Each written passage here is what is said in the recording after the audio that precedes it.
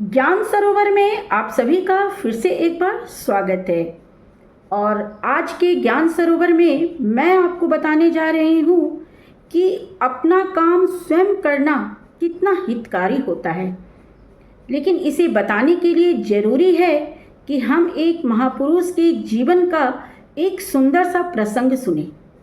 तो चलिए, आज ये महापुरुष कौन है और इनके जीवन से जुड़ा हुआ वो कौन सा प्रसंग है जो हमें इस बात की शिक्षा देता है कि हमें अपना काम स्वयं करना चाहिए और ये हमारे लिए कितना हित में होता है। तो चलिए, प्रसंग क्या है मैं सुनाना शुरू करती हूँ। एक रेलवे स्टेशन पर एक गाड़ी रुकी और उस गाड़ी से कई लोग स्टेशन पर उतरे और अपने सामान के साथ स्टेशन से बाहर निकलने लगे। उस गाड़ी से एक नौजवान लड़का भी उतरा। लड़के के पास एक बैग था। वह बैग ढोने को किसी कूली को इधर उधर देखने लगा, पर चूंकि वह स्टेशन छोटा था इसलिए वहाँ कूली नहीं थे। किसी कूली को नहीं देख वह नौजवान बहुत परेशान हुआ।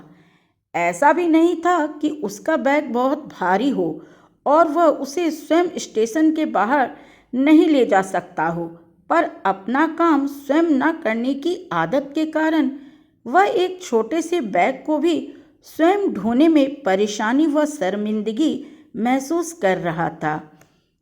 उस लड़के की परेशानी को वहाँ पास में ही खड़े एक अधेड़ उम्र के धोती कुर्ता पहने व्यक्ति देख रहे थे। वे उस नौजवान के सामने से गुजरने लगे। उस नौजवान ने साधारण से दिखने वाले उस व्यक्ति को कूली समझ लिया और उन्हें सामान उठाने के लिए कहा। धोती कुर्ता पहने उन सज्जन व्यक्ति ने भी चुपचाप उसका सामान उठाया और उसके पीछे चल पड़े। उसके घर तक सामान पहुंचाने के बाद वे सज्जन वापस लौटने लगे। उस नौजवान ने उनको देने के लिए पैसे निकाले, पर उन्होंने पैसे लेने से साफ मना कर दिया और उस युवक से कहा, धन्यवाद, पैसे की मुझे ज़रूरत नहीं है। फिर भी यदि तुम मुझे कुछ देना ही चाहते हो तो तुम मुझे यह वचन दो कि आगे से तुम अपना काम स्वयं करोगे। काम स्वयं करने से ही तुम स्वावलंबी बनोगे। जिस देश का नौजवान स्वावलंबी नहीं, वह देश कभी सुखी और समृद्धशाली नहीं हो सकता। स्वयं वह व्यक्ति भी कभी सुखी और समृद्धशाली नहीं हो सकता। धोती कुर्ता पहने वे सज्जन व्यक्ति कोई और नहीं बल्कि उस समय के महान समाज सेवक, समाज सुधारक और प्रसिद्ध विद्वान ईश्वरचंद्र विद्यासागर थे। वह नौजवान उनका परिचय जानकर स्वयं पर बहुत लज्जित हुआ और उस दिन से उसने अपना काम स्वयं करने का संकल्प लिया। महान समाज सुधारक ईश्वरचंद्र विद्यासागर जी के जीवन से जुड़ा हुआ यह छोटा सा प्रसंग तो यहीं पे समाप्त हो गया, लेकिन इससे जो हमें बहुत बड़ी शिक्षा मिली वह यह कि हमें अपना काम हर हाल में स्वयं ही करना चाहिए। अगर कोई मजबूरी ना हो तो अपना काम स्वयं करना एक बहुत ही अच्छी आदत है।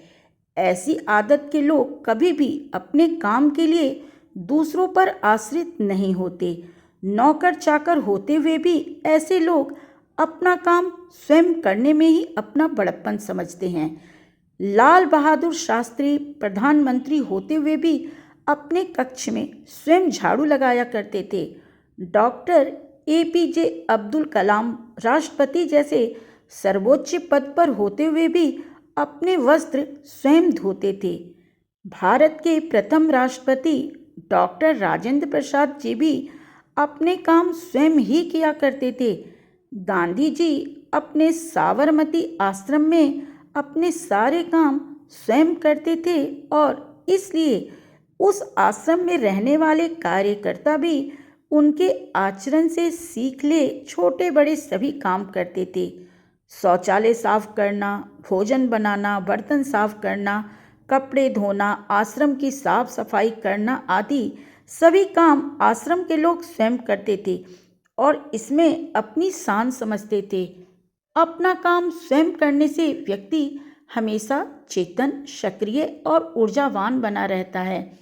शारीरिक और मानसिक श्रम करने से शरीर और मन दोनों स्वस्थ रहते हैं और व्यक्ति में आलस्य, प्रमाद जैसे दोष भी नहीं पनपते।